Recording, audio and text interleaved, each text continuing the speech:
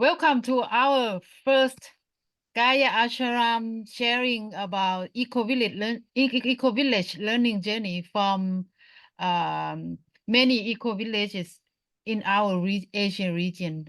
Our intentions of this talk is that we are going to learn from wisdom from many eco-villages in our Asian region by inviting the representatives from those community and eco-villages to share their knowledge and their wisdom with us. Why we are doing this talk, this learning journey? Because we believe in eco-village. We believe in this kind of lifestyle. We believe in community for its many benefits as a personal level, collective level, and also ecological level, which if you follow us on this learning journey, hearing from many um, eco-villages from our regions, you will also get to learn more of how this kind of lifestyle could be beneficial for personally, as a personal level, collective, communal level, and also ecological uh, aspect.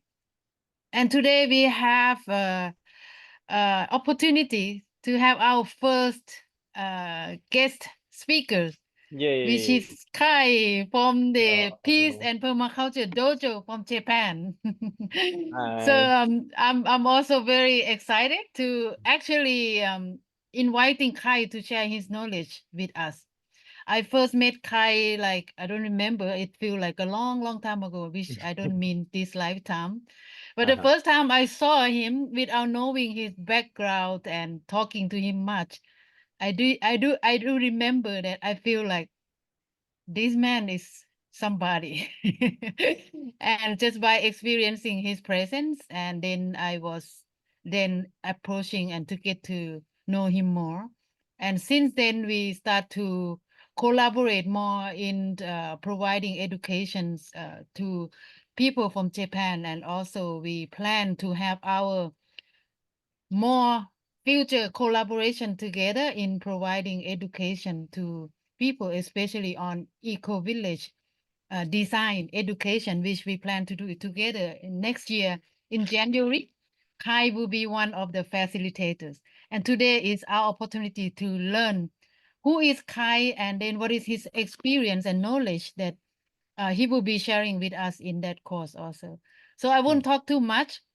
I would like Kai to talk for himself about yourself, how you want the audience to know about you. Please let us know a bit more about you. Okay, thanks, Om. Thank you for the lovely introduction. I just want to say, I feel like I have a soul level connection to Om, and I was also very attracted and wanted to get to know her more. And the community that I started to naturally flow into, that was kind of like a larger Gaia Ashram Om ecosystem, Mhm. including kin from the Genoa Global Eco Village Network, Oceania, and many others. And I've been learning so much and being very inspired. So it's really exciting to get to collaborate in various ways. And so yeah, just it's always hard to introduce yourself to an audience you're not actually with. But I would just to give people a sense of my background. So I was born and raised in Japan. I was born in Tokyo. I moved to rural Japan, and then Hawaii, and then Osaka, which is a big city in Japan. And then I went to college in California. Um, and yeah, I kind of, I think what's important that connects to the eco village experience for me is so I look like this. My dad's American and my mom's Japanese, but growing up in Japan, really having a hard time fitting in because I don't look Japanese. So always being an outsider in a country that really values being an insider. So Mm. so that's a really bad combination because I really want to be Japanese, Mm. but everybody in my country is telling me, no, you're not Japanese because you don't look like it, and Mm. just little things like, oh, your Japanese is so good. which is a compliment for them, but it's an Mm. insult for me because it's All like, right. you're not Japanese. All So right. why is your Right. Right. Japanese so good? So, like as a child growing up in that kind of environment and just constantly being told you're not part of us, Mm. even in a, with beautiful intentions. And then all this stuff happening in the world and family issues and yeah, just kind of struggling to know like what's the point of living. Mm. So really struggling with my sense of belonging, and I wanted to join the US Army. Wow. I'm jumping a bit, but that was kind of toward the end of my teenager years, kind of being like, well, if I don't fit into Japan, and I'm watching all these cool movies about Americans kicking people's asses, and they're accepted in the movies and they're always winning. So, and maybe, just the sense of wanting to belong. And the Army does a very good job of Right. um Right. advertising that here, you're welcome here, Right. Right. and Right. your brothers are here waiting for you. So yeah, so I had this kind of weird, strong desire that I imagine a lot of people who join, the military or gangs or, kind of like violent organizations that are, but very brotherhood oriented. Mm. Just being attracted because it's not like I necessarily wanted to be violent, although there is that there Right. is a part of me that was attracted to that, but just wanting to belong. Right. And so yeah, Mm. I kind of went to college thinking I would join the US Army, but then 9/11 happened in the US. That was my first year of college. And then I went to a university called University of California, Santa Cruz, where there was a very strong anti-war movement. And that was where I was like, oh, here's the people I want to join. Like these guys Right. are so Right. cool. So I joined a demonstration against the bombing of Afghanistan in 2001. And then my life has forever changed. And so instead of joining the army, which I would have been in Afghanistan and maybe Right. Iraq, and a very broken person, I was saved by a bunch of students who said we're against the war and let's stand up. And I just thought, wow, that's so cool. Like these people are standing up for what they believe in and challenging the system. And so I joined that anti-war demonstration that led to organic farming and permaculture and sustainable education and all kinds of cool things that lead me to where I am today. Wow. Wow, such a In a journey. nutshell. Great. Well, And it's you have a similar story, so I know. we all have these beautiful journeys. Yeah, I see something in how to say in common. And but before I go to that, I like to explore a bit more of what you mentioned, that it was the sense of belonging that you were searching for, and Hmm. that was actually attracted you to thinking of joining the army because you think that will providing you that sense of belonging. Is Hmm. it something that what brought you to start your community in Japan, and what else that brought you to think that okay, now I'm going to start peace and permaculture dojo, and this is the right thing to me. And is this also something giving you that kind of sense of belonging that you were searching for? Yeah. I think so. So I brought, I kind of started out with that theme because I think a big part of what I want to do and a big part of what I see a lot of the young people around me looking for is belonging, a sense of like, can I be safe and be myself at the same time? Right. And it's that difficult combination in our modern society where you can be safe if you fake Mm, yourself and fit mm, in, mm, or if you want to really be yourself, then you have to fight, mm, for your own space. And I guess what I'm trying to navigate is creating a place where we can be ourselves and not have to fight for it, and just feel safe to be, functional or dysfunctional, like share the parts of us that maybe, most our families or society won't easily accept. And so I think maybe a big part of why I'm doing the Peace and Permaculture Dojo, which is kind of like a Ecovillage, and it's also like a learning site, a training site, a refuge for people, a place to experiment, is to create my own belonging. So, you know, maybe it's Mm. just for me, and be like, Mm. where can I just be me? Right, right. But also because I started to understand that I'm never alone, that I exist in connection, in relationship with everything, with my parents, with my friends, with people I don't get along with, you know, the more than human beings, the, you know, like what we call nature. And so, yeah, kind of like trying to create a reality where it's easier to feel connected to everything. Mm. And if I can feel connected to everything, I don't have to work on trying to belong. And I feel like that's Mm. been a long journey in my life, as I spent so much energy Mm. trying to belong. And of course, part of it is the system that I live in, which is like, you're an individual, you need to figure out a career. If you need to make money and have status in order to Mm. belong, Yeah, then life will be easy. And if right. not, you're gonna suffer. Mm. And so it's like, you know, I was led to believe that's how reality is. And so trying to unlearn that and create an environment where, you know, I can just be, and I can just be because I'm always in connection, Mm.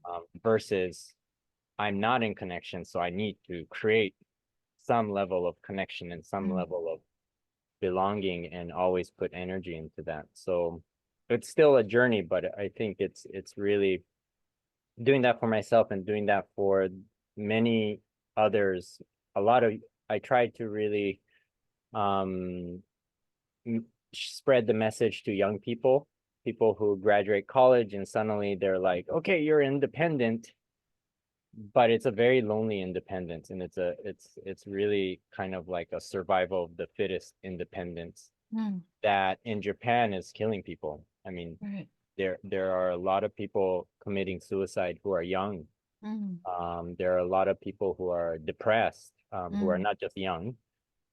And then there's also a group of people who are so scared of the world that they can't leave their rooms, called hikikomori. And some of Right. those people Yeah, yeah. come to the dojo. So it's also like creating a place where people can connect to a different reality and be like, Mm. no, the world isn't just survival of the fittest. There are people who don't operate based on survival of the fittest, and we are more rooted in nature and more rooted in trying to be in community.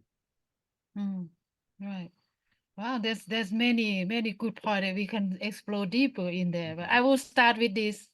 You said that it is just like if we create an environment that encouraging us to experience that sense of connection, we don't have to try to feel Mhm. belong. Now I'm curious, like how do you create that kind of environment? How is that kind of environment look like in the peace and permaculture dojo, and how is that serve these many young people who are experiencing this sense of emptiness and in the space of Mhm. survival? How is that environment serve them? Yeah, thank you. It's a good really good topic. So one one piece that I think is very big, is I used to live in the jungle in Costa Rica, and I was in a little hut with no running water, and basically it was just a house on stilts. So a room and then an open air space underneath, and that was kind of like the dining kitchen area, which was just a table and a little fire pit. Mm. So I was living with monkeys. Basically, I hardly saw people. Every day I would interact with the monkeys, and all other creatures, and basically live like an animal, like, you know, you pee and poo in right outside, and it turns into a banana plant, and then you eat the banana plant. So everything was cycling and everything was connected, and it just made so much sense. And I never had that experience when I lived in an urban environment, when I was in Japan and the US, because there's the human world and then there's nature. And we're not nature, we're civilized, special creatures.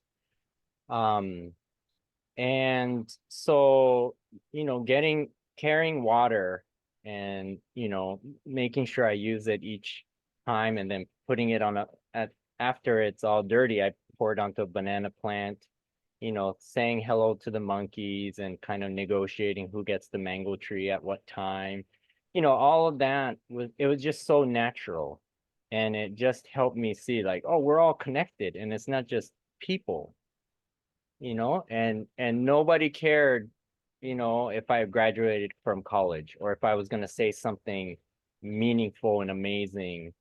We were in community, and it was just like, okay, a human showed up. Okay, we're gonna adjust. Is this guy a thread, not a thread? How much is he gonna take up space? So there's a lot of communication, but I guess the point is, like, I was just really rooted in the cycles of nature, and I didn't have to think about status, money. No other creature worked for money. I mean, that was the first time I realized, I grew up in a capitalist culture, so no one ever told me that only humans work for money and only humans produce trash. Like, no other creature works for money and no other creature produces trash. So it's kind of like, wow, like I was totally brainwashed, And and so coming into, like, really understanding how the earth works, and how all other creatures except humans live, really just made everything simple. Like, I just had to do what they did, where they build their own houses, they cycle all their nutrients, they just look for food, and then they try not to take up too much space. And so that is kind of a big piece of the foundation for me, that I'm trying to have the essence of in a very different environment in Japan, in Isumi, which is the city that I live in. And so, coming back to your question, one of the things that we do is help people live in relationship to nature in every moment. And so our living room is outside under banana trees. Our kitchen is outside. So there's no real clear separation. There's not, we have very few walls. So you're always seeing that you're taking, and then we use only well water and rainwater. So the gifts of the heavens come and you catch it, and then we boil it, and we only cook with wood. So, and the wood everybody's chopping, so they know that the wood comes from somewhere. They chopped it, they dried it, they stored it, they light it, and then that's burning this rainwater that turns into a nice cup of tea. And so, it's not like you have to put any effort, just the effort at the beginning where you're trying to get used to a new system. But then once you get used to it, the cycles of nature, the relationship is always in every moment of your life, which is very different from a consumer culture where magically water shows up from the wall, electricity shows up from the wall, and then you just push a button and things happen and you make a cup of tea, but you don't know, what you're connected to. And so I think that's a huge part, is really changing the foundation of how we live. To every moment you're interacting with nature visually, physically, psychologically, and on a soul level. And that's where the healing happens, and the sense of belonging. And I think for me, that was also like a big part of being in Costa Rica, was I belonged. Like, it was like earth was like, you can be here, like, we're not going to charge you, and you use your resources wisely. And so, like, I didn't feel like I needed to make a beautiful resume anymore, which was what I did. I used to teach at the university too, and it was a great job, but it's still like, Mm. What new skills, who can I Mm. network with, all this like resume building that happens in even activism. Mm. In the jungle, you don't need to do that. You just present moment, what can I do with my life and how do I make the world more wonderful? So Mm. that's a big part. And then I'll just mention one more part, which is the more of the human side, is we do a lot of checking in and checking out, which is yeah, a great way to just get to shift our focus from doing to being. So it's like, hey, how are you today? I want to know Mm. how you're doing. And I want to think of how we as a community will live our day today based on how we are at this moment and not the plan that somebody in the past had made Mm. today, and Yeah. it is a kind of a balance of there are Mm. plans that we want to keep, but we always want to focus the intention on how are you today? You matter, Mm. Mm. and what's happening inside is important, and we want to hear it, Mm. and we will adjust based on that. So having this practice of checking in ourselves so we know what's going on inside and not just Mm. rushing it by habit, but also checking in as a community and getting to know each of us, because we're always, almost like reborn every moment. And Mm. so it's good to know that yesterday's Kai is not today's Kai. Mm. Yeah. Beautiful. Thank you for sharing. And then I see that there's a lot in common Mm-hmm. between the dojo, your dojo, and Gaia Ashram. And I think it also a lot in common in many eco villages, at least of those that I have the experience with. And I think it also with many indigenous culture and lifestyle and traditional eco villages, which is meaning that the coming back to the basic living and then having that awareness of the connections of different elements in nature, how things connect, and then not only seeing the connections as the observer, the connection and the interdependence of nature, but you also see yourself as part of that connection. Mm-hmm. And then see yourself how you receive from nature to sustain yourself, and also how do you give back Mm-hmm. and to contribute to that wave of life. Mm-hmm. And then also at Gaia Ashram, we also have this regular circle of uh, bringing awareness to ourselves, how we feel, what we think, what are we doing, and why we are doing what we are doing. So then we keep that awareness always that we are representing our own deepest values. Or Mm-hmm. if we are not yet clear about value, then we are clear that we are not yet have found our our values. But then we learn to trust and to listen to our heart. And then by having that circle of regular check-in with we call the social dimension of the eco village, it's also help us to be aware of this connection also, like Mm-hmm. how our emotion is not just emerged out of nowhere. It's coming from connection also. It's coming from what happens around us, what happened inside us. And what happened inside us eventually also influence what happens around us. So living in this kind of awareness and mindfulness lifestyle also help us to realize more of that kind of connection. And then we see that we are part of the cycle of life. And now I want to explore also a little deeper, as since the theme is around I belong. Mm-hmm. So then I like to explore more on your thinking on why is it important to feel belong. Seem that what you are sharing, it is seem almost that to find that sense of belong is even more important than to find that, the security, safety of life based on the identity, based on social status, based on uh other materials realms.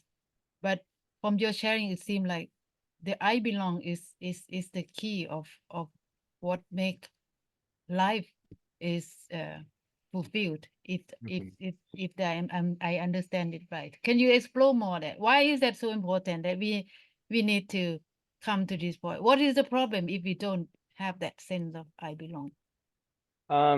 Well, yeah, and I don't know if belong is the best word necessarily, but that's the one that came up right now. And I can definitely see myself and other people around me, especially in Japan, always working to belong, to fit in, to know, like, can I be here and be safe? And there's a neuroscientist, Dan Siegel, who was talking about how he had gone to a tribe somewhere in Africa, and talking about how, you know, like a lot of modern Westerners, but not just Westerners, are kind of looking for themselves, you know, going on a journey to find, like, you know, find themselves. And this person that he was talking to was like, well, when did you lose yourself? And this tribe was living with very little, so what we would call poverty, and not basically no social security, none of that stuff. But from his eyes, from Dan's eyes, they looked very happy and content. And he was asking them why, and he said, because we belong to each other and we belong to the earth, and we know that. And I think that's really like my experience in the jungle too, was like, in modern society, it's like constantly trying to prove that I belong somewhere. And then there's also this push to be like, I belong here, but I should belong into the higher parts of the pyramid, the parts that have more influence and power and money and resources. And so there's also kind of like this like constant pressure to not just be where you are, but achieve more, do more, be more. But in my experience, in a less human, engineered context, that pressure doesn't exist. Like when you step into the forest or the river, it doesn't care what you're doing, you know? You just, whatever you do, it accepts you. And I think basically one of the big struggles that I had was, it wasn't just not fitting into a human community, but it's also not fitting into this planet. Like it's not a safe place. Nature is not safe, and nature's gone. So all that's left is this world that, you know, is heavily kind of focused on money or status or something related to that. And so by having the sense that I belong because I am part of nature, and no longer separating humans and nature and being like, I am nature. And so then this Kai that I've been trying to build up and be like, Kai's amazing, Kai's amazing, so pay me. Kai's amazing, so let me in your club. Kai's amazing, you know, like, I mean, it's not like I don't have that anymore, but that pressure has decreased greatly. Like, I just know that I'm welcome on the planet, and the planet is the one that's taking care of me. It's not the money that's taking care of me. It's the planet, the oxygen I'm breathing. I'm not buying that, you know? It's the gift of the ocean and the forest producing oxygen. And the water I drink literally is the water that rains down on my roof, you know, and that I'm never charged for that. And so a lot of, you know, my life now is gifted by nature to me, and I'm made of that. So you know, it's not this word belonging anymore. It's this experience of belonging. It's not conceptual. And I think that's another important thing, is when we talk, we're using words and concepts, you know, and they're useful. But I think both at Gaia Ashram and the Peace and Permaculture Dojo and various other places, you experience that sense of connection and belonging. And I would say that's what a lot of us are looking for, is a deep sense of connection, which I would call belonging, which is super healing. and really disarming. Mm. You know, Mm. like we don't need to fight anymore. We can just be like, Mm. oh, I didn't need to fight. Like Right. I could Right. just be here. Mm. So yeah. Yeah. So it's not only the concept of what is I belong and why, but in the experience of living in a place such as eco-village like Dojo and Gaia Ashram, you actually experiencing in your lifestyle, and then you know I belong. You feel it. This is here. I'm part of it. You're part of that. You feel it in your experience. So Yeah. it seems like, well, this from what you're sharing, which is I also agree that we seem to, for whatever reason, want to know who we are, where we are, and what we belong to, and we want to find something that we feel connected to. And it's just a matter of what you choose to feel like to keep yourself that I belong to, or I want to feel as part of. I want to feel myself as I am part of this. You maybe choose to be part of an army, or you belong to an army, or you belong to a company, you corporate, or whatever you choose. It may be also giving you that striving, a sense of like I belong. But what Kai sharing is that the kind of I belong, that you don't need to always trying to keep up of being belong, because you don't need to compete or compare with anyone. You just always can be, even you are simple and nobody surrounding you, telling you who you are, you still can feel that I am here, and this is it. This is where I feel belong. So I think that I like to go very deep in this stuff. That's why we spend more time around around here, to always deep asking deep questioning. Why are we doing what we are doing? What brought us here? I think that is like, if we want to create a lifestyle, it's important to come from a very deep place of what is really important to us. Because once you find that deep place, and then it will be the root of your trees of eco village or community or whatever you choose to create. You know what is the root of it, and then you can see the connection of every part of you.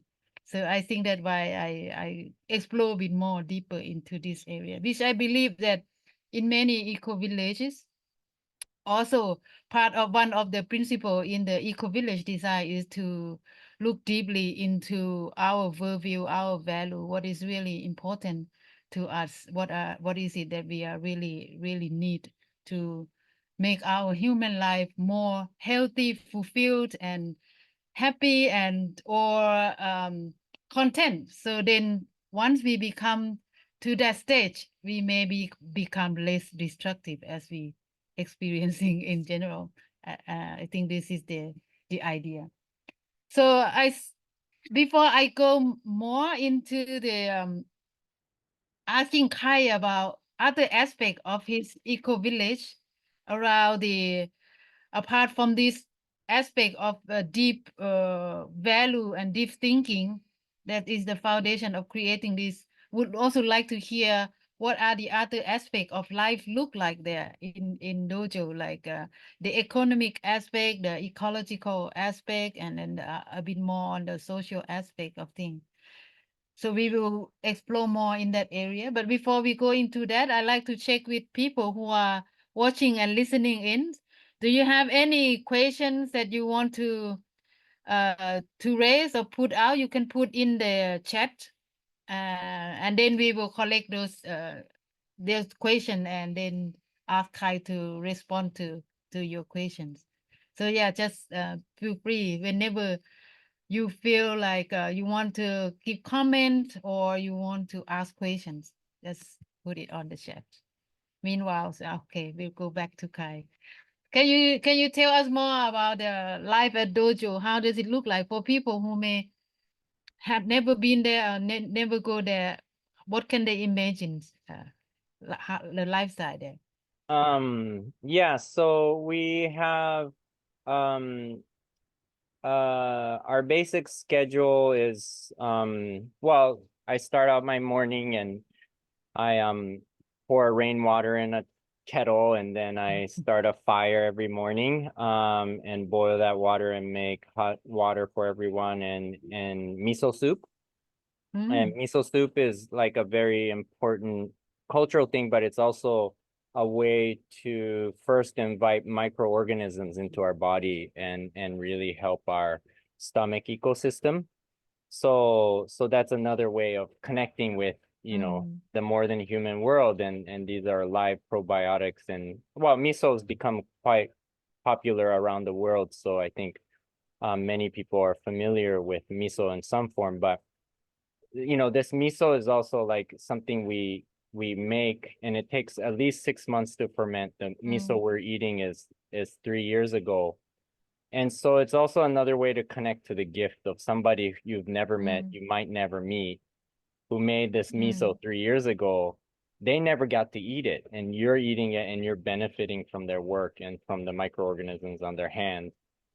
And so that's kind of how we start. And then we do a check-in around 10. So we start very late. And for me, breakfast is like a ritual, and how long I can spend on my breakfast shows how wonderful my life is. So if I can, start boiling water from like 7:30, and then I end my breakfast around 9:30, spend 2 hours doing breakfast, it's kind of like, wow, I'm really living the good life.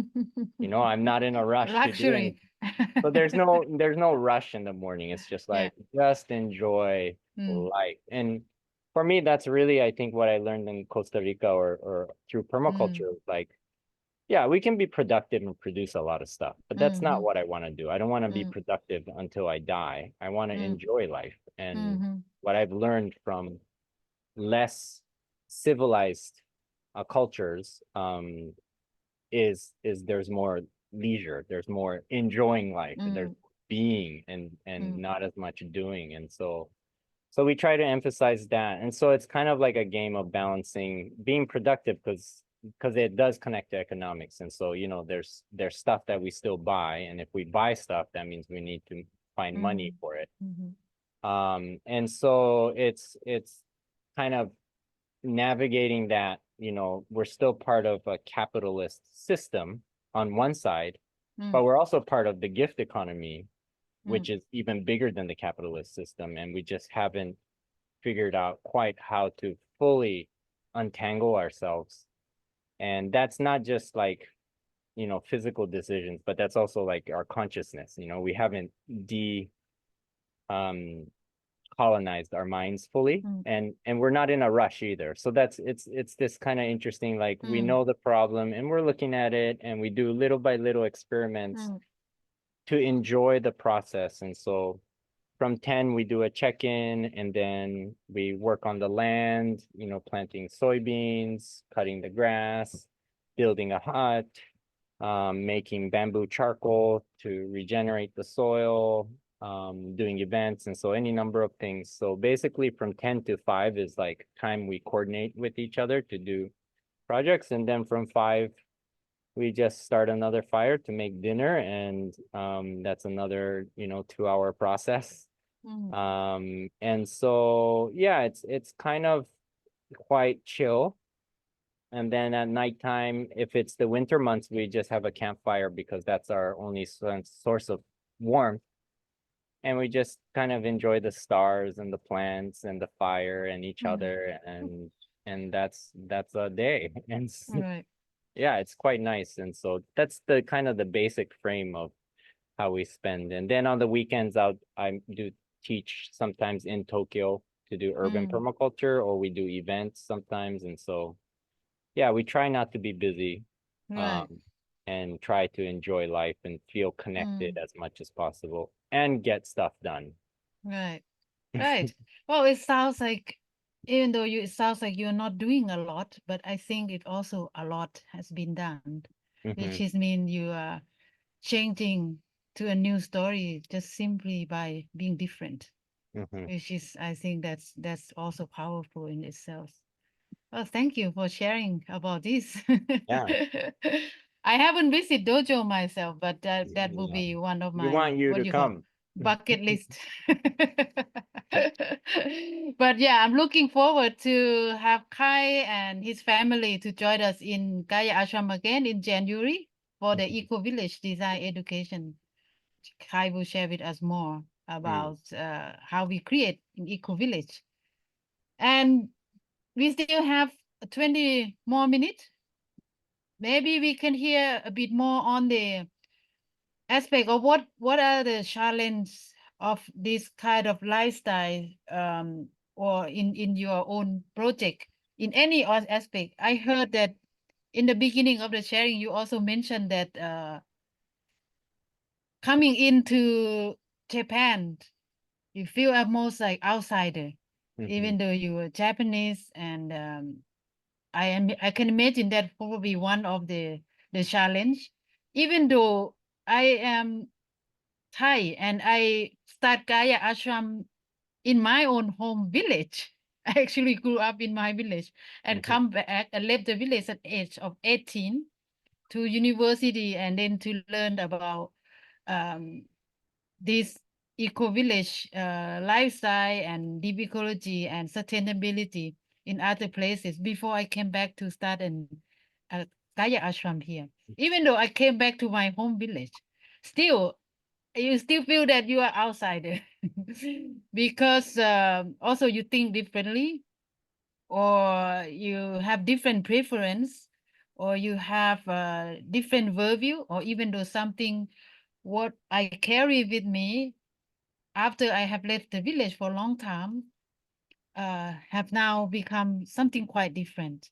So I was not anymore the girls who was born and raised in the village. I Mhm. mean, I'm still a lot with my culture and my root is still very solidly with me.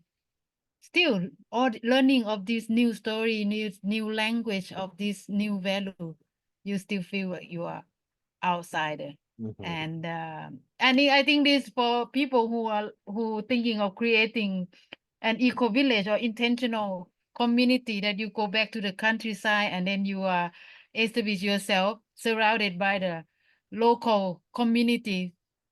You might experiencing this similar similar feelings where you feel you're outside, or not only your feeling but the people in the local community also will see you as also from outside. How do you deal with that? How do you work with it, with that challenge?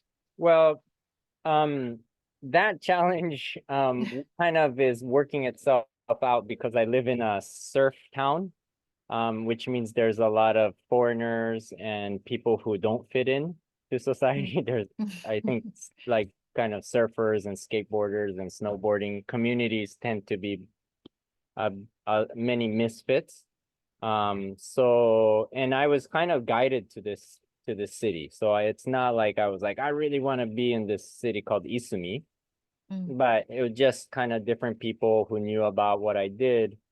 And I was looking for a place to start, you know, a more serious experiment, which is the dojo, instead of just teaching workshops and doing retreats at other people's places. And so I was guided here, and I think the environment has been, it's just way less work because it is where already there's a gathering of people who don't fit in. mm. Um, so you know that's kind of important. Like, you know, you are quite unique in my experience of, you know, being someone who comes from a village and then starts a eco village in the village.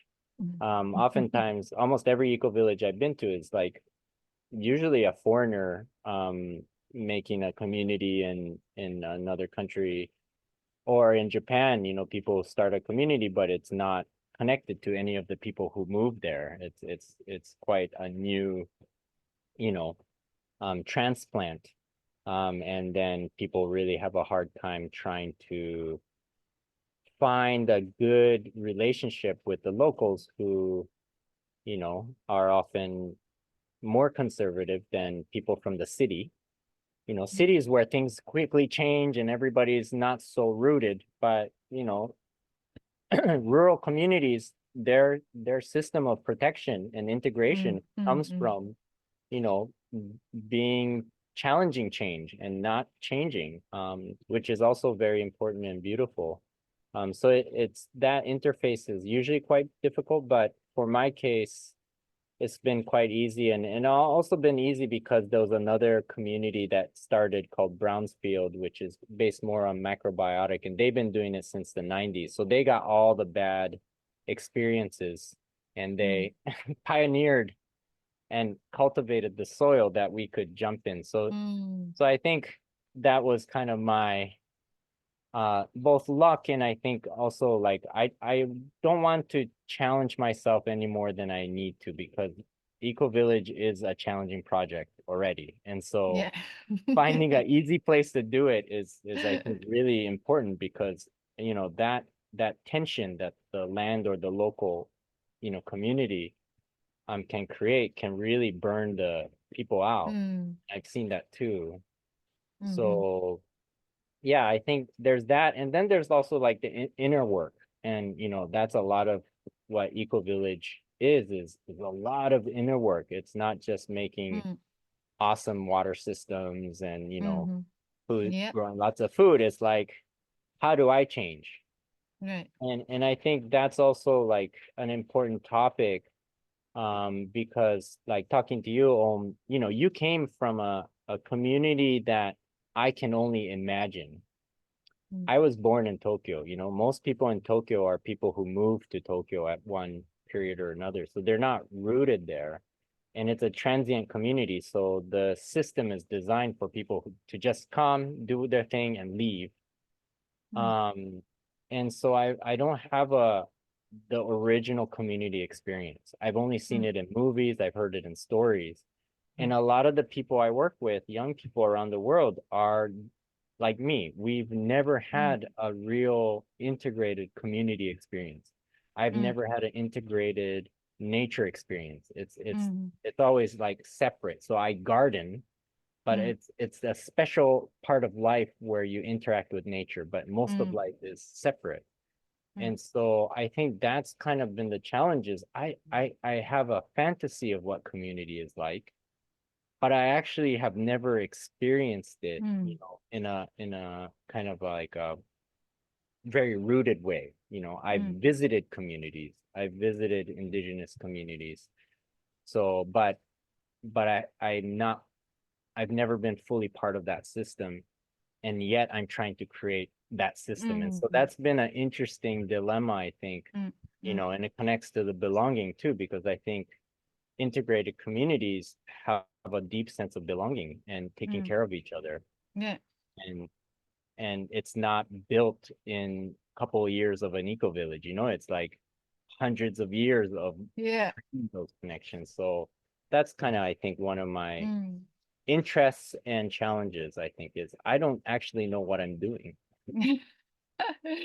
I see the beauty in that also. Bring it back to what you shared before, that everything go back to connection, to simplicity, to understand of who we are and what we need, that the simple need of us. And the last sentence that you said is just like, how are we, and then what do we need, how do we live together, that it's coming to that. And I think that can be learned from our authentic experience, direct experience also, because then you going back to this very originality. I believe that is like you understanding it from your direct experience.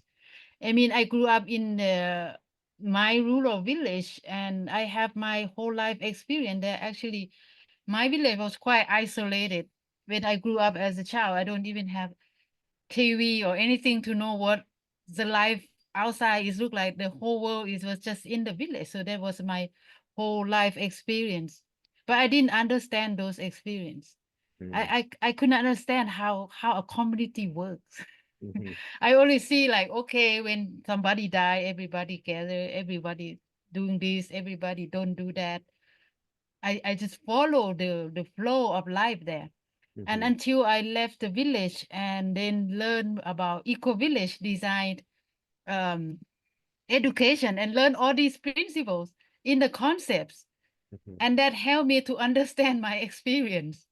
So that helped to understand the experience, and still I see both. When I come back to Gaia, to the home village to create Gaia Ashram, instead of joining the local village life, it is because I also feel like there's something in me that is that it can't represent by the cultural the cultural identity of my culture, of my root. They're also me as an individual, as a authentic self that is not belong to any culture. That is like I want to create a space for that kind of authentic direct experience where I could feel every day this joy of being in the moment with nature, uh, without feeling this or experience is old or has been, um, part of my culture, but it's just part of each moment. So I think like it's still possible with people who are, which is a lot of eco villages around the world. It's also intentional eco village of people maybe not having the, I would say, has lost the connection with their traditional communities link. But I think in our spirit, in our human nature, we still have that wisdom and that intuition of what is a human need in in life. So I think we can always go back to that space and then starting from there. And then there's a question here that someone asks, what about other challenge like the conflicts, community relation, and how do you resolve conflict? I hear that also you also share that you have many young people comes and go. How do you embrace or integrate the people into the lifestyle there? And when there is conflict, how do you deal with it? Oh God, this is such a huge challenging topic. And thank you for that question. Because it is one of the, so the place is called Peace and Permaculture Dojo because I'm very passionate about permaculture, but also very passionate about peace. Which actually I think my focus is a bit more now on nonviolence, but that word is kind of hard to use in Japan, so I call it peace. But yeah, it's like an exploration of nonviolence. And so many conflicts. And the one of the really hard things about communities or eco villages or any of these kind of things that are alternatives to our mainstream is that we have high expectations. And that's the really, it destroys a lot of communities because you go to an eco village and you have all these ideas about it's going to be ecological, everybody's going to be very happy community and things, you don't need money and, you're going to be welcome in every form at every moment, which is not true. It's just, it's a different experiment and it's with an intention. In mainstream society, you don't need an intention. The society just functions and you just need to fit in some box that they provide. But when you do an intentional community, an eco village, a community experiment, transition town, all these things, you have an intention and you also have a big vision, a better vision than the current world, which sets you up for expectations, and then the expectations will not be met. The ones you set yourself and all these people attracted, beautiful people, very excited, and then they just see that it's not perfect. It's just like everywhere else. Working through that loss of innocence, that shock of like, this is not cool, that. And so I've had many people come and be shocked at how imperfect our experiment is or how I'm not the best leader, and so I try to really engage with expectations, and be compassionate that there will be that drop at some point where the first couple of days, maybe the first week, you're like, wow, this is so cool, this is so new, everything. and then it starts to become more real, and then that's really Mm. where the beautiful work comes in. But not everybody, is expecting that it's going to be that much work. And so yeah, people do leave, and then when people leave, it sends a shock wave and into me and others, and so the community does get destabilized a bit. And so that's the inner work, is like, I'm clear in my mind that, I'm on a journey, and it's never going to be perfect. And that's not my goal. My goal is to grow as much as I can through this experiment and invite as many people as I can, and people will come and practice as long as it works for them, and then they will leave. And I need to be open about that. And so to not be attached to people is a big training. To not be attached to results is a big training. And I mean, the community, the first 3 years, the organizing team imploded, and my best friends, the people that I most wanted to live and work with, you know, became people I can't even talk with, because the pain was so big. And so there's a lot of conflicts that have been beyond what our capacity is. Um, and so slowly navigating and creating structures, which I won't have time here, but maybe at the Ecovillage Design Education. Sure, for sure. But I will talk about one experiment that I was really cool.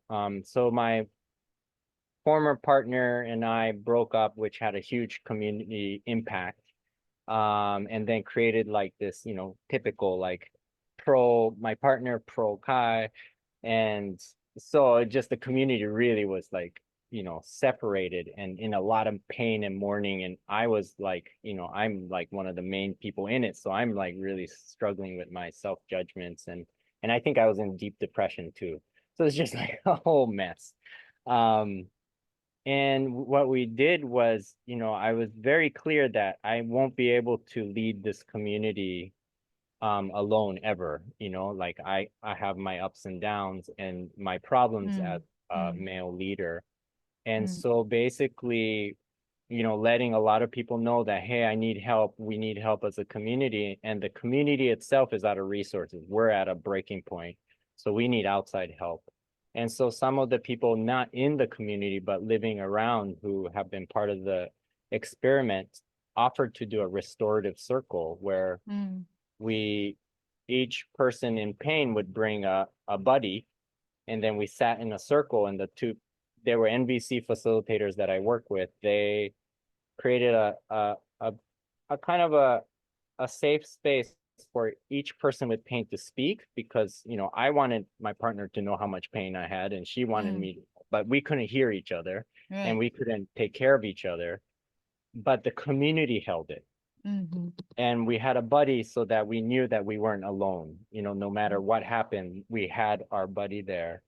And then the facilitators were amazing. So they would empathize with each person. And so even if somebody judged somebody else, the other person didn't have to respond and just be like, okay, they're just saying that that's their issue. And then the empathy would come and transform the judgments and the pain into beautiful, like, oh, you just wanted to be heard, or you just wanted to be understood, or you just wanted to be safe. And then we could reconnect to, oh yeah, that's really what this is about. And a lot of the pain that we bring in is not even our generation. It's like passed down through our parents, and our family issues are channeling through us into the community. And so that, I mean, it was a many-year process, but basically we were able to reconcile and have conversations and collaborate, not to the degree that we had before. But that for me was one of the most beautiful experiments we did on restoring harmony and reconciling, because conflict's going to happen, and it's really not our conflict. It's a global conflict. It's generational conflict, and we're not trained to handle that as individuals, but we can create community structures to absorb the impact and then process it, and come back to connection. And so yeah, that's one episode. Wow. Yeah, this is Yeah, this is one of the big topics when we talk about eco-village creation and community buildings. And Mhm, yeah, share with you that experience where people would think that in eco-village it is a lavender dreamland. mhm, I think it's when people come and then they will experience there's a lot of there's thing that is imperfect, and especially if they come for the short time and they come to them at the moment where you are at your down moment, mhm, and they did not see your whole process of processing the whole journey. mhm, And then that is sometimes you experience people may judge you from their own expectations of mhm, how in eco village should be. So if I may share my experience here with people who may be listening, eco village is a community, a place where we embrace issues, different difficulty, challenge consciously. So that is giving us a chance also, including conflict. Like Kai said, a lot of the problems is involve the inner work, the personal work inside of us to be able to make it work, the community around us or in the world. Eco Village is just a space for us to work with all the different challenge together, consciously and supporting each other. Sometimes something is just too much to hold it alone. You need another person to listen to you. Or if you have an issue with another person, you may need the whole community to hold that space. And that is, I think, why we believe in community also, not only to enjoy things together, but because we can be a space for each other's deeper mhm, learning journey as well. So if you visit any eco village, I encourage you to really look at things in a more holistic way. It is not an easy task to create a new reality. mhm. And Yep. look at the reality that we see in general now. It takes centuries, hundreds of years to create all this, and then that is why we trying to create a new reality. It's also there is old story, and the same story is still living inside that what Kai said. We're still trying to also unlearn this old story that is being programmed as well. And we're Mm, not blaming anyone or anything on that. It's just this is how it come to be here. And now our question is how can we create a new reality with the eco village methods, which mhm, suggesting us to have a conscious design, look at our life deeply of who we are, what we need, how do we imagine a different kind of lifestyle where all our needs can be met without sacrificing the grace and the abundance of all other life around us, without sacrificing the world beyond the human world. So that is the eco village journey. So if people are curious to hear more about the experience of the eco village, we will have our next talk. We don't have not confirmed yet who will be our next mhm. speaker, but for sure coming from people who are involved in eco village creation. And if you are curious to learn more in depth about how to create a community or how to create an eco village, me and Kai and other co-facilitator from different eco villages, Amazing we will people. we will be a lot of experience Mhm, to share with you in our eco village design education course in January, uh, February 2025. So check our website worldwide that dot GaiaSchoolAsia.com.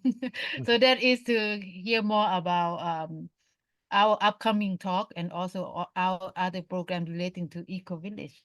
Today, thank you so much, Kai, for your sharing of your journey. There is still so much more to learn from Kai and his journey, and we will for sure having more talk with Kai on the specific topics.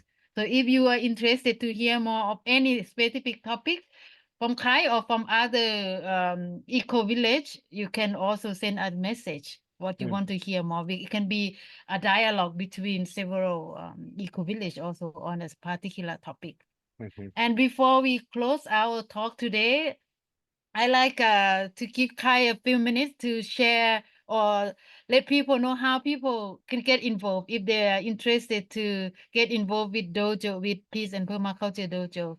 How can they follow you more of what is going on, and how can they get involved?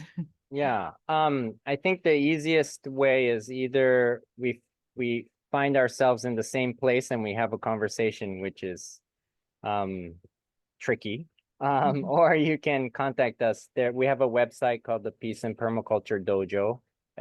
It's 2 hours away from Narita Airport or Tokyo. Yeah, we're quite limited in our ability to host. So if you're interested, then contact us early because we really want to keep the community functional. So we can't host a lot of people all at once. And we like to be very personal. And I also don't do any social networking services. So I don't have WhatsApp or Instagram or Facebook or all that. So just email. Um, and be persistent if you don't get a response. But that's also kind of like the angle we're taking it is not to be so connected on the internet so we can be very connected Mm, in mm, our daily life and with nature. mm, But yeah, I would love to have you if you're interested to come visit us. And we have a 1 day experience program or a 1 week experience program, or if you're really serious, a 2 month volunteer staff experience where you really immerse yourself in the life. So it's all on the website how you can join. And then sometimes I'm doing stuff internationally, like the EDE at Gaia Ashram in mm. next year. So yeah, I would love to see you there and get to share my experience, but also hear your experience and how we can help each other, because it's really Yeah, about how we can help each other, and yeah, it's yeah, not just about our individual eco villages. It's how yeah. we create a culture of helping and communing, Mm. and creating something different. Yeah, that is very true with our intention of organizing this EDE, Eco Village Design Education, is also we hope to create a platform also for connection and support for the in further after the course as well. And even though you're not on the social media, I know that you wrote 2 books. Do you wanna introduce what the books that you wrote in case people want to learn more Uh, about your ideas? yeah, so I wrote a book called Urban Permaculture Guide, but it's only in Japanese at the moment. Okay. And we don't sell it on Amazon as a form of resistance. And then there's another book that's actually in English called Our Earth, Our Home Mm, by Parallax Press.